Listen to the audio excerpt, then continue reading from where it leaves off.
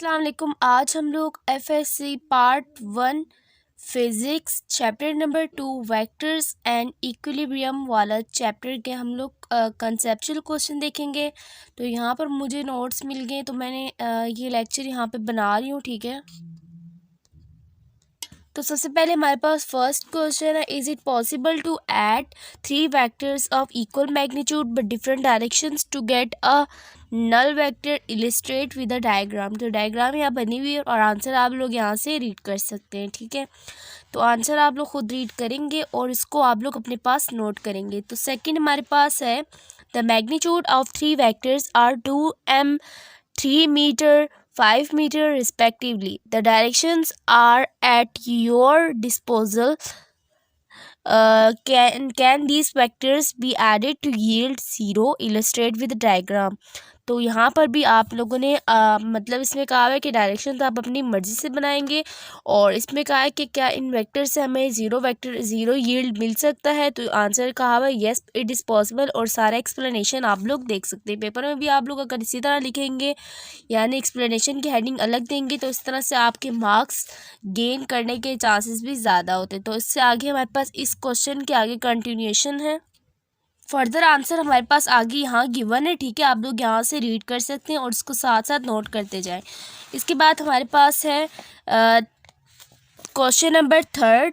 हमें कहा हुआ है what units are associated with the unit vector I, J और के साथ कौन से यूनिट एसोसिएट होते हैं। तो इसमें मैं यहाँ पे आंसर गिवन है। उसके बाद क्वेश्चन नंबर 5 है 4 है हमारे पास, can a scalar product of 2 vectors be negative. क्या स्केलर प्रोडक्ट 2 वेक्टर्स का नेगेटिव हो सकता है।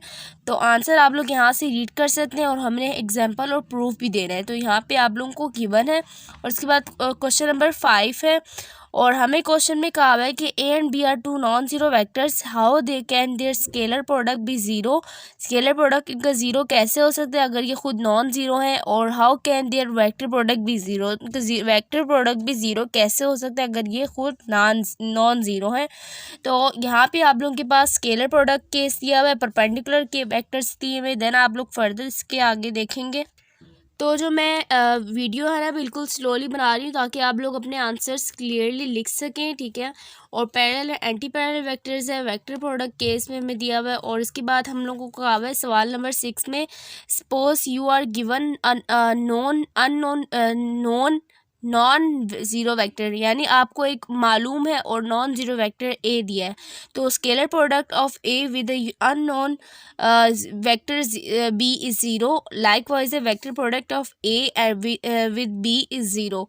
और what can you conclude about B, हम लोग ई के बारे में क्या कंक्लूजन दे सकते हैं। तो आंसर यहाँ पे गिवन है और आप लोग यहाँ से ही लिखेंगे और रीजंस आप लोगों ने इसी तरह देनी या एक्सप्लेनेशन की हेडिंग से आप लोगों ने इसी तरह से अपने क्वेश्चन को ख़त्म करना है, ठीक है। और नेक्स्ट हमारे पास है क्वेश्चन नंबर 7।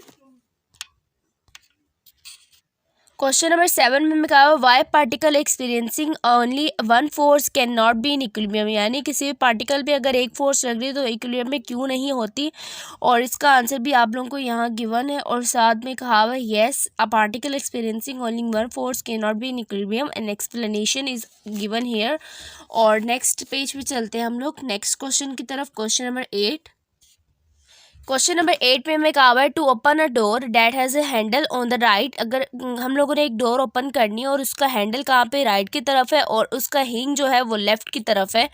तो लेफ़्ट हिंग on the left a torque must be applied. तो इसमें कोई ना कोई टॉर्क लगती है। ये क्या ये टॉर्क क्लॉकवाइज है या एंटी क्लॉकवाइज है।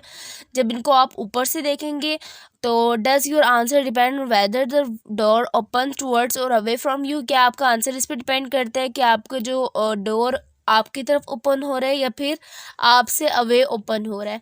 तो इसके लिए आप लोगों के पास आंसर गिवन है कि when door is pulled towards us and when door is pushed away from us. Does your answer depend whether the door opens toward और अवे फ्रॉम यू। तो आंसर आप लोगों को बहुत अच्छी तरह से यहाँ पे एक्सप्लेन किया गया है, इसीलिए मैं आपके साथ ये लेक्चर शेयर कर रही हूँ, ठीक है। मतलब ये कि ये बुक भी मैं आपके साथ शेयर कर रही हूँ। और उसके बाद क्वेश्चन नंबर 9 है, explain the warning never use a large wrench to tighten a small bolt. किसी भी स्मॉल बोल्ट को आप लोगों ने अगर टाइट करना हो तो आप लोग बड़ा वाला रेंच क्यों नहीं यूज़ कर सकते, उसके बारे में आप लोगों ने एक्सप्लेन करना है। ये वार्निंग आपने बतानी है, ये पेपर में क्वेश्चन आता है, ठीक है। इस तरह के कंसेप्चुअल क्वेश्चन आप लोगों ने लाजमी करने हैं for your exam point of view. और इसके बाद हमारे पास लास्ट क्वेश्चन है, question number 10, a central force is the one that is always directed towards the same point. Can a central force give rise to a torque about the that point. क्या central force यानी जो centripetal force होती है वो कोई ना कोई torque produce करती है। तो सवाल का आंसर यहाँ पे गिवन है। तो वीडियो अगर फिर भी आप लोगों को आंसर लिखने में थोड़ी मुश्किल हो रही है तो आप लोगों ने वीडियो की स्पीड को लाजमी स्लो कर लेना है, ताकि आप लोग अपने आंसर इजीली लिख सकें। और ये फर्स्ट ईयर की बुक है, सो उम्मीद करती हूँ लेक्चर आप लोगों को पसंद आएगा। अब आखिरी दिन है तो उसमें बहुत से स्टूडेंट्स रिवाइज कर रहे होते हैं, बहुत से स्टूडेंट को कंसेप्चुअल क्वेश्चन चाहिए होता है और उनका टॉपिक वगैरह सब कुछ क्लियर हो जाता है। तो ये लेक्चर पसंद आए तो लाइक करें, दूसरों के साथ शेयर करें, चैनल को लाजमी सब्सक्राइब करें। और इसी तरह करके मैं फर्स्ट ईयर के भी तमाम कंसेप्चुअल क्वेश्चन के आंसर आप लोगों के साथ शेयर करूँगी। अल्लाह हाफिज़।